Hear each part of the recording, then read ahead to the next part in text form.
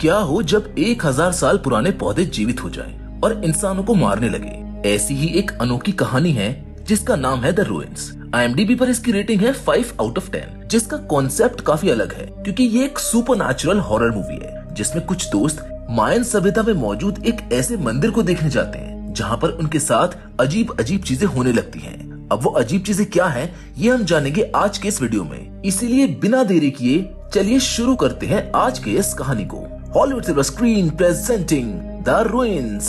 इस कहानी की शुरुआत में हम देखते हैं एक अंधेरी जगह पर एक लड़की बैठी होती है जो कि बहुत डरी हुई थी और मदद के लिए चिल्ला रही थी। उसके पास जो मोबाइल फोन होता है वो काम नहीं कर रहा होता है और तभी अचानक से वहाँ से उसको कोई खींच कर ले जाता है। अब हम देखते हैं कि दो कपल्स जो वेकेशन के लिए मेक्सिको आए होते हैं, इनके नाम जेफ, एमी, एरिक और स्टेसी है। वहाँ पर वो मेटियस नाम के एक लड़के से मिलते हैं जो कि एक जर्मन टूरिस्ट है। वो अपने भाई हेनरिच को ढूंढ रहा होता है। वो उन लोगों को बताता है कि वो अपने भाई के साथ यहाँ पर आया था, पर उसका भाई एक आर्कियोलॉजिस्ट लड़की के साथ किसी मायन सभ्यता के मंदिर की खोज में गया है। वो मंदिर किसी भी मैप में मौजूद नहीं है। इसके बाद वो लोग मैटियास के साथ वहाँ जाने का प्लान बनाते हैं। अब अगली सुबह वो लोग उस मंदिर की खोज में निकल जाते हैं और उनके साथ दिमित्री भी जाता है जो कि मैटियास का ही फ्रेंड होता है। उन्हें एक टैक्सी ड्राइवर बताता है कि वो जगह मनहूस है और वो उनको वहाँ लेकर नहीं जाएगा, पर वो ज्यादा पैसे देकर उसको अपने साथ ले जाते हैं। अब वो टैक्सी ड्राइवर उनको वहाँ पर छोड़ देता है जहाँ हेनरिच की गाड़ी भी होती है। वो लोग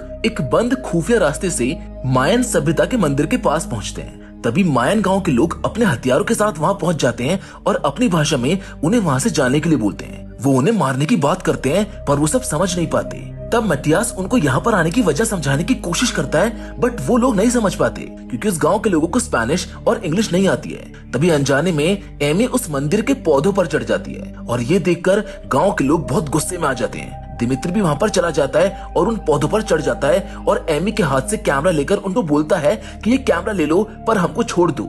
गांव वाले उसको अपनी तरफ बढ़ता हुआ देखकर उस पर तीर चला देते हैं, जिस वजह से वो मारा जाता है। वो सब लोग दिमित्री की मौत के बाद बहुत डर जाते हैं। गांव वाले उनको मंदिर के ऊपर जाने के लिए फोर्स करते हैं और वो सब अपनी जान बचाकर मंदिर के ऊपर चले जाते हैं। मैटियास देखता है कि वहाँ पर हेनरिच का टेंट है जिसमें उसका कुछ सामान भी होता है। वहाँ पर किसी भी फोन में सिग्नल नहीं होते सिवाय मैटियास के, पर उसका भी फोन उन गांव वालों ने ले लिया होता है। और अब ये लोग इस मंदिर पर फंस चुके हैं और चारों तरफ से गांव वालों ने उनको घेर लिया है। वो देखते हैं कि उस मंदिर के अंदर जाने का रास्ता है पर वो बहुत गहरा होता है। जेफ कहता है कि अब बस दिमित्री की दोस्त ही वहाँ पर आकर उनको ढूंढ सकते हैं क्योंकि दिमित्री ने उनके लिए वहाँ पर नक्शे की एक कॉपी छोड़ दी थी। तभी फोन रिंग होने की आवाज आती है और वो आवाज मंदिर के अंदर से आ रही होती है। मैटियास बोलता है कि ये हेनरिच की फोन की आवाज है। इसके बाद वो लोग मैटियास को रस्सी की मदद से मंदिर के अंदर भेजते हैं, पर रस्सी टूट जाती है और मैटियास नीचे गिर जाता है। तभी जेफ बोलता है कि अब किसी लड़की को नीचे जाना होगा मैटियास की हेल्प करने के लिए क्योंकि लड़कियों में रस्सी खींचने के लिए ताकत नहीं है। तब स्टेसी बोलती है कि वो जाएगी नीचे और जब स्टेसी नीचे जा रही होती है तो रस्सी खत्म हो जाती है और वो वहाँ मैटियास को नीचे पड़ा हुआ देखती है। स्टेसी को देखकर मैटियास उसको बोलता है कि मुझको बचा लो, जिसके बाद स्टेसी वहाँ से कूद जाती है जिससे उसके घुटने में भी बहुत गहरी चोट लग जाती है। मैटियास की कमर की हड्डियां टूट चुकी होती हैं, जिस वजह से वो पैरालाइज हो जाता है। एमी और जेफ गांव वालों के पास मदद मांगने जाते हैं पर कोई फायदा नहीं होता। वो लोग उनकी बात नहीं सुनते। इसीलिए अब एमी गुस्से में उस मंदिर का एक पौधा वहाँ पर खड़े एक बच्चे के ऊपर फेंक देती है, जिससे वहाँ पर कुछ अजीब होता है। सब लोग उस बच्चे से डरने लगते हैं और उसको शापित बोलकर उस गांव के लोग उस बच्चे को भी मार देते हैं। और अब उन लोगों को इस बात का एहसास होता है कि उस गांव के लोग मंदिर के पौधों से डरते हैं क्योंकि वो शापित हैं। जो भी उनको छुएगा वो उनको मार देंगे और उन लोगों को यहाँ से जाने नहीं देंगे क्योंकि उन सब ने उन पौधों को छुआ होता है। जेफ मैटियास के लिए स्ट्रेचर बना रहा होता है क्योंकि वो मेडिकल की स्टडी कर रहा था। स्ट्रेचर के साथ जेफ एमी को नीचे भेजता है। एमी और स्टेसी मैटियास को उठा रहे होते हैं कि तभी उसकी कमर मुड़ जाती है, पर फिर भी जैसे तैसे वो उसको स्ट्रेचर पर रख देते हैं। अब अगली सुबह जब स्टेसी उठती है तो वो देखती है कि उसके घुटने में से उन पौधों की जड़ें निकल रही हैं। वो एरिक को बोलती है कि निकालो इसे, जिसको देखकर एरिक भी घबरा जाता है। वहीं दूसरी ओर उन पौधों ने मैटियास के पैरों को आधा खा लिया होता है। वो लोग स्टेसी के घुटने में से वो जड़ें तो निकाल देते हैं पर मैटियास के पैरों में से नहीं निकाल पाते।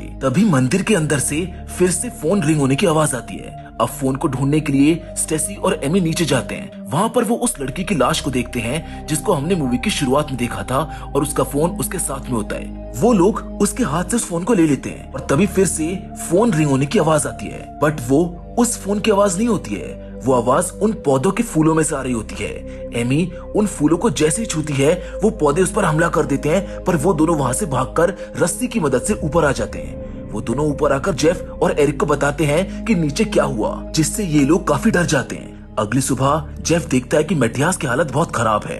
वो उन लोगों को मैटियास के पैर को काटने के लिए बोलता है, पर एरिक उसको मना करता है। पर मैटियास खुद बोलता है कि मेरे पैर को काट दो पर मुझको बचा लो। जेफ पहले उसके पैर की हड्डी तोड़ता है, उसके बाद चाकू से सब साफ करके उसके घाव को बंद कर देता है। इतना सब हो जाने के बाद भी मैटियास जिंदा होता है क्योंकि वो एक सर्वाइवर है। रात को स्टेसी एमी से लड़ रही होती है क्योंकि उसको लगता है कि एरिक और एमी मिलकर उसको धोखा दे रहे हैं। तभी वो पौधे मैटियास के पास आते हैं और उसके मुंह में घुस जाते हैं, जिस वजह से उसकी वहीं पर मौत हो जाती है। तभी स्टेसी उन पौधों की जड़ों को अपने अंदर महसूस करती है और चाकू उठाकर खुद को काटकर उन्हें अपनी बॉडी से बाहर निकालना चाहती है। पर तभी उन्हें उन फूलों में से आवाज आने लगती है जैसे वो चिल्ला रहे हों। जिसके बाद एरिक, जेफ और एमी स्टेसी की बॉडी के अंदर उन पौधों की जड़ों को देखते हैं। वो जड़ें एक सांप की तरह उसके अंदर चल रही होती हैं। जेफ उसकी बॉडी को थोड़ी थोड़ी जगह से काटकर पौधों की जड़ों को निकाल देता है, लेकिन अभी भी स्टेसी पौधों को अपनी बॉडी में फील कर रही होती है। वो लोग उसके माथे पर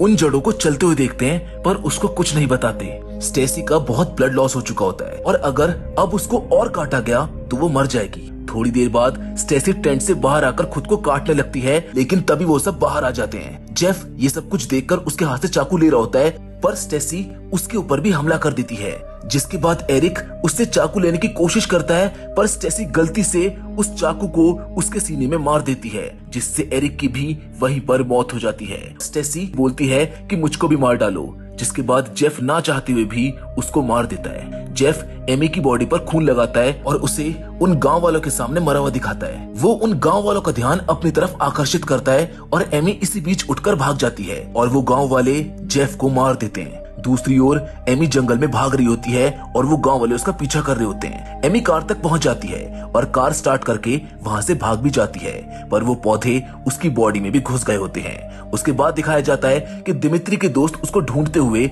उसी मंदिर के पास आते हैं और इसी के साथ ये अनसुलझी कहानी यहीं पर खत्म हो जाती है। दोस्तों, हमारे हिसाब से इस फिल्म की एंडिंग और क्लियर हो सकती थी। वैसे इसकी एक ऑल्टरनेट एंडिंग थ्योरी भी है, जिसमें एमी कार में जंगल से भाग रही होती है। उसके फेस के स्किन के अंदर उस पौधे की रूट्स दिख रही होती हैं, जिन्हें वो इग्नोर कर रही थी, जिसकी वजह से वो इन्फेक्टेड हो गई है और अब वो इस जंगल से बाहर जाकर और दूसरे लोगों को भी इन्फेक्ट करेगी। साथ ही एंड में हम एमी की ग्रेव को भी देखते हैं, जहाँ वो रूट्स उसकी ग्रेव पर भी ग्रो हो रही होती हैं। उन फूलों में से आवाज आ रही होती है, इसलिए वहाँ का केयर टेकर उन फूलों के पास जाकर आवाज सुनता है, जिसके साथ ये सीन यहीं पर कट हो जाता है। यानी जो पौधे जंगल तक सीमित थे वो अब पूरी दुनिया में फैल जाएंगे, जिससे एक बड़ी तबाही का मंजर देखने को मिलेगा।